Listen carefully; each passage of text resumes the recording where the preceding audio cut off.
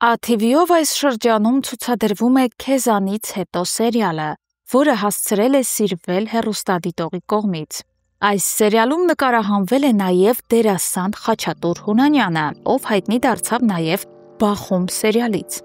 Եվ այսօր նա բոլորիս օգնության կարիքն ունի, ուշադրություն շատ շտապ է։ Համացանցում տարածվեց ցավալի լուր այն մասին, որ դերասանի մոտ ախտորոշվել է ագրեսիվ քաղցկեղ։ Անհրաժեշտ է մեծ գումար Գերմանիայում բուժում ստանալու համար։ Այժմ ընթանում է դրամահավաք։ Գերմանիա մեկնելու եւ բուժումն անցկացնելու համար անհրաժեշտ է $150,000։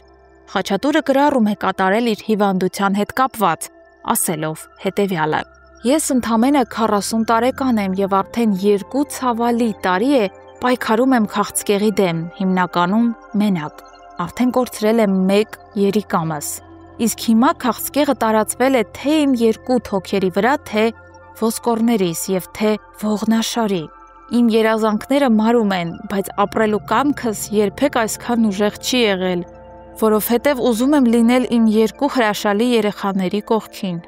Ամերիկայի Միացյալ Նահանգներում բժիշկներն արել են հնարավոր ամեն բան, բայց բուժումները արդյունք չեն տվել։ Իսկ հիմա կա մեկ այլ հնարավորություն։ Գերմանիայում բժիշկները ինձ առաջարկել են բուժման մի ծրագիր, որն իսկապես հույս է ներշնչում ապաքինման։